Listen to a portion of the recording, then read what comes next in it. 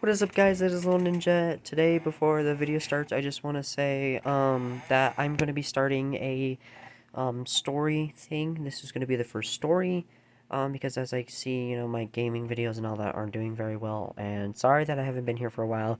I've been really busy and I completely forgot about YouTube, in all honesty. But I'm back and I want to start making more videos for you guys. So if you enjoy my stories, let me know. If you enjoy them, I can make a podcast, anything. Let me know what you guys think. Tell me any story ideas you might like. But anyways, guys, enjoy the video. We all have those dark and gloomy days. The days that you just seem so bored out of your mind. Those days where you just sit in your room and you just wonder, what am I doing? Is it gonna get any better than this? Will I ever amount to anything in life? Well, meet Jack, my good old pal of mine. He always told everybody, what am I gonna do when I grow up? What am I supposed to do when I grow up and I'm supposed to live by myself? And I always told him, you will amount to something one day. You'll have a good job, maybe a good wife. I can already feel it. But one day in class, he stands up, tells the teacher, what is the point of being here if we're all going to die one day? I already knew something was wrong with Jack when he said that. I was believing that he was dealing with depression. So I went over to his house and I talked to him for a while. I said, what's wrong, Jack?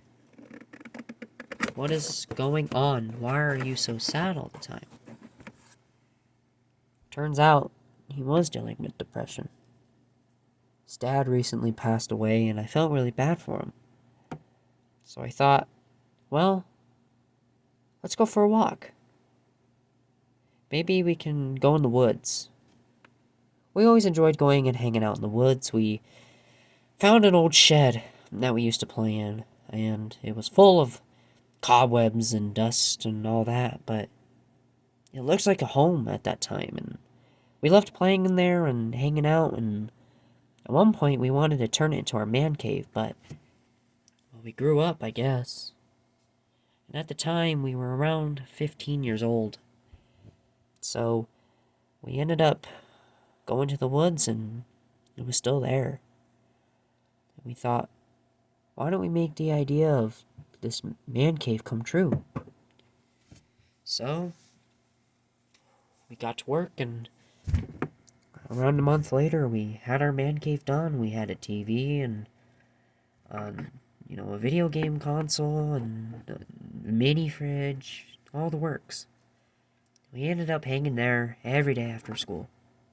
We'd get off of school, go over there and crack open some Dr. Peppers and whatever drinks we had that day, and, well, hung out all day until we had to go home. But one day, Jack didn't go to school, and he didn't meet me at the shed either, and I assumed he was sick. So when I headed to the man cave, he wasn't there.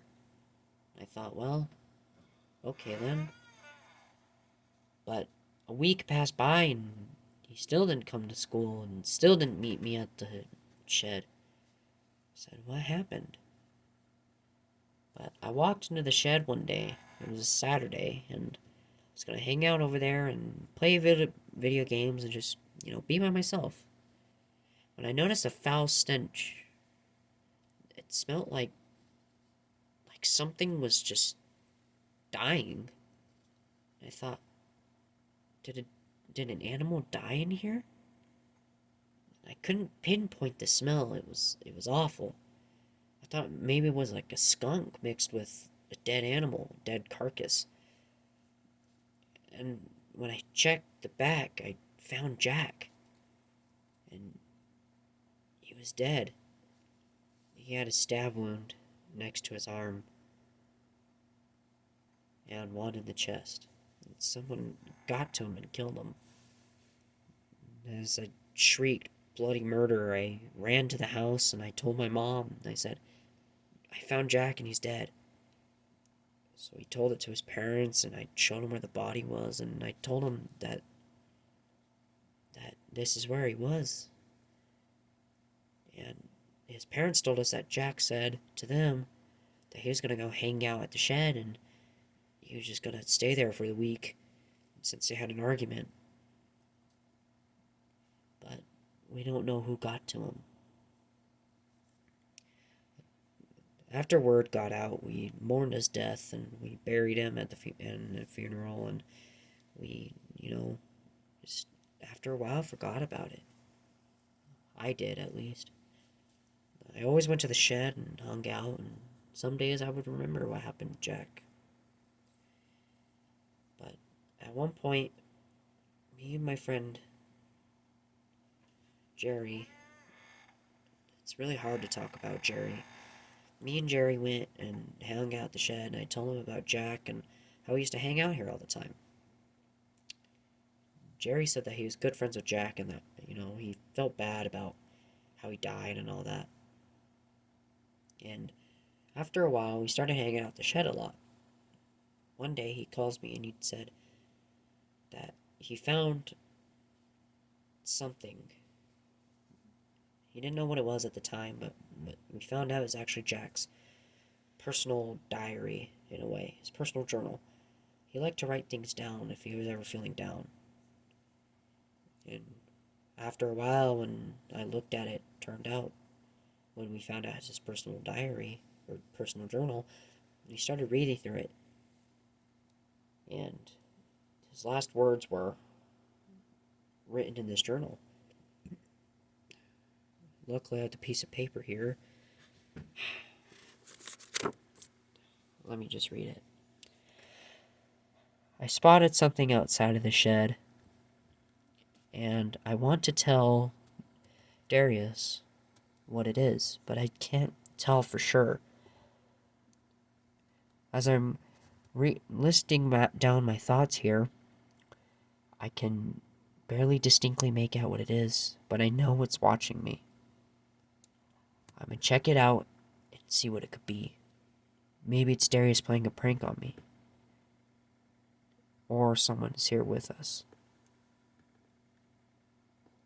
Something was there with him. But from the looks of it, it could have been a human. Around this time, me and Jerry were starting to get a little creeped out, and we headed home. The next day, we went back to the shed, and we were trying to figure out what happened to Jack, but after a while, we kind of forgot and just started playing video games. At one point, Jerry said he's got to take a leak, so he went outside. And I didn't see him for about 10 minutes. At one point, I went outside and I started calling his name, but I didn't get any word from him. I started getting freaked out and wondered, where is he? So, I called up his phone and he didn't answer. I kept calling and calling and calling until at one point, I get a text message from Jerry. And it said, do not call this number no more, for I am no longer of existence. Something had his phone. And I could tell it wasn't a very nice person. I stopped texting like it said, but where did he go? So I started following his footsteps till at one point I heard my mom calling my name. So I ran home and couldn't sleep, knowing that Jerry was probably dead. The next day, after school, I had my BB gun with me, and I went and I found his body, sure enough, with the same stab marks on his arm, basically where Jack had been stabbed. But this time, he also had one in his neck, and it was really irritating and disturbing to me. And sure enough, there was his phone with the text message. I went and told Jerry's parents, and at one point, people started putting dots together thinking that I was killing him. But we got the autopsy from Jerry, And this time, killer got sloppy. See, Jack never got an autopsy because, well, he was already decomposed in a way. But Jerry was just found. When they got the autopsy, they saw that he was obviously stabbed, but there was one fingerprint on his body. Now, you might be wondering, how did they find fingerprints on his body? Well, I don't know, but they did. And that's when they realized that they could actually test to see who it was. When they got it, they saw that it wasn't mine, but it was someone else's. It was a man by the name of Dr. Gray Smith. Now, we didn't have a Dr. Gray Smith in our little town of ours, so we were wondering who this Dr. Gray Smith came from. We looked around and we didn't find anybody. So I started just hanging out in the sheds by myself, and at one point I started seeing things. I felt like I was seeing ghosts. And one day it got to the point where I actually heard someone talking to me. I kind of crashed out in our shed, and at one point I heard someone start talking to me saying, "I need your help." When I woke up and started looking around, I saw no one was there. I ended up calling my mom to see if she was still awake. So I went home. The next day, when I went back to the shed, the whole place was crashed. It looked like someone had, well, crashed the place. So I started investigating, and I found I don't know how to say it. I found a picture of Jack, and it was him with a man. It looked like it was his father. We don't know where this picture came from because we never had it in the shed. But whoever this man is stalking him or something. And we didn't know what to do. I didn't know what to do. And seeing this picture made me start crying, after witnessing my best friend when he died. And then I saw another picture of Jerry. And both these pictures had X's on the kids' faces and on their parents' faces. The last picture was actually magnetized on the fridge, and it was my picture along with my father. My father's picture had an X on it. And I thought, well, my dad's not dead. A couple days later, my dad died, and it seemed to be a car accident. But when they checked, his brakes were cut. I thought, who cut his brakes? And then I realized about that picture. When I told the cops about this, they didn't believe me. I actually thought I was lying and just trying to make up stories so that I didn't have to face the harsh truth that my dad was dead. And at one point, my mom said that I need to stop going to the shed. So I did. I stopped going. But one day, I got bored and I said, "Mom, I'm gonna go grab the console from the shed. I'll be right back." Once I did, I had a nasty surprise waiting for me. There was a man there in a mask, and he started chasing me around, and at one point, I blacked out. I didn't know where I was. I didn't know what was happening. But when I woke up, this man was just staring at me. And he told me, "Your other friends were killed because they weren't important. But I knew that it would affect you very seriously." I asked the man what he wanted from me, and what he told me was quite frankly disturbing. He said, "My name is Dr. Gray Smith, I am a local doctor in New York, and you once came to my doctor's office. And, well, you said some things about me that weren't very nice. When I remember this memory, I actually got quite mad about why he was doing everything that he was doing because of what I did back then. I called him I called him a pig because he was fat and he kept telling me I needed to lose weight when I was actually underweight from what all of my other doctors told me.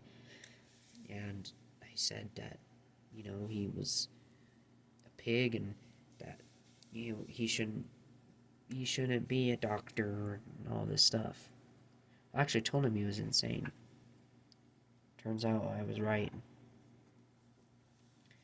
He comes up to me and he says, "No one calls me a pig. I was called that so long ago in high school. And it really hurt my feelings after being bullied for so long. But I lost weight, and then somehow I gained weight. Now back to the present. He said that he chased me down because of the fact that I drove him insane. This guy clearly had mental issues. But after a while, he unmasked himself and he said, "I'm just an impersonator. You need to get out of here before the real man comes at me." And I ran. I did. I ran home. After a while, I completely forgot what I was supposed to do. The next day, I was at school and I got home and no one was home. The house was way too clean. My mom usually never made this house this clean. I knew something was wrong. And at one point, it was too late. I blacked out again. This time I woke up in a room, and it was a cold, dark room filled with water and what looked like to be bare reminiscent of biscuits on the floor. A man opens this door and he comes towards me and he says, "Are you enjoying your stay?" I said, "Who are you?" He wouldn't tell me his identity. He said, "You'll be staying here for a couple of days until I figure out what I want to do with you." And I said, "I want to know who you are." And he left. So for 2 days, I was barely eating and losing a lot of weight and starting to get sick. At one point, the man came back and he said, "Missed me?" "No, I didn't, not really." "You don't know who I am. It's a good thing you don't. Because if I ever release you, you won't know who I am. I won't be caught." I asked him, "What do you want from me?" He said, "Your friend Jack and your friend Jerry are dead. I killed them. I would tell you why, but I don't think you deserve to know." Now, at this point, I knew this guy was clearly insane, but why did he kill my two best friends? So I asked him, "What are your motives? Why are you hurting us children?" "Something you don't need to know right now." And he left. 2 days later, he comes back and he actually gave me good food this time. And I asked him, "What are your motives? Why are you doing these things to us?" Finally, he tells me, "You see, you kids these days don't understand the importance of life and what we used to do back then. All you kids just want to pop drugs and kill yourselves. I'm here to show you and grant you your wishes. I am the genie. I grant your wish. I grant your wish of letting you die. But I don't want to die. Jack didn't want to die. Jerry didn't want to die. And he tells me, but you're wrong. Jack was clearly depressed after his father passed away. And I could tell he didn't want to live through it no more. So I granted his wish and killed him. Jerry, you did not know, was depressed as well. What was he depressed from? He wasn't happy with his life. He was sad and, well, he didn't know what to do with his life. That sounds a lot like Jack to me. Jack and Jerry were almost identical. They were both depressed, and I just gave them what they wanted. But why are you kidnapping me? Why am I here? Because I know what your wish is. You wished to know what happened. But I couldn't tell you because then you would report me. You would tell everyone where I was and I'd be caught. I'm trying to do the world a favor. So why won't you let me do the world a favor? Grant people their wishes. At one point, I was going to call him some words, but, well, I didn't because I have respect. So I told him, well, my new wish is to be let go. And he said, I'll grant you that wish, but first, I need to do something. He lunged at me and microchipped me so he could track me. And he said, I will be tracking you from now on. If you ever go to the police or even mention about me, I will find you, and I will make sure that I grant my wish. So I left. A couple days later, I didn't know what to do. I was clearly not well. My mom asked, and I said that nothing was wrong. She asked where I was the whole time and was glad that I was safe.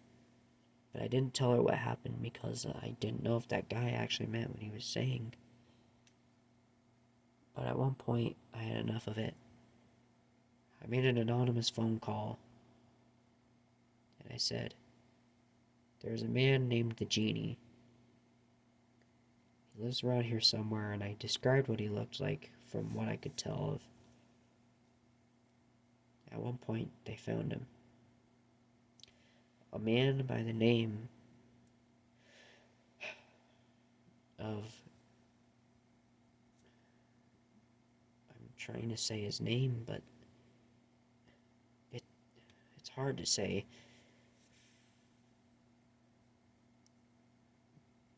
He was my father. My father left a long time ago, and he told my mom that he would return one day, but not in the way that we wanted him to return. And I guess he lived up to his word. I was only 5 at the time, and now being 15, it's been 10 years. And I just never thought that he would actually come back. At least not this way. Now, I was told not to say what my father's name was, but I really wanted to tell this story. But, anyways, they got him and threw him in jail, and I went and visited him, and I told him, I'm sorry to do this, but you killed my best friends, you kidnapped me and held me captive for, 7 days. I don't even remember, but it was a long time. He tells me, one day you will realize what I've done for you. To this day, I still can't understand why he did what he did. But I know is he's locked up somewhere where he'll never get out. And if he does, I'll be ready. Thank you guys for listening to my story. If you enjoyed it, please leave a like. Subscribe if you want to hear any more stories or want to watch any more of my content. And let me know, guys, what you want me to do next. If you want me to make any other stories, if you want me to play any games. I'm actually trying to get ready to play that new FNAF game Juniors. It looks really fun to play. But besides that, let me know what you guys want me to do, want me to play. Leave a comment. But I'm gonna stop talking now, guys. And anyways, see y'all later.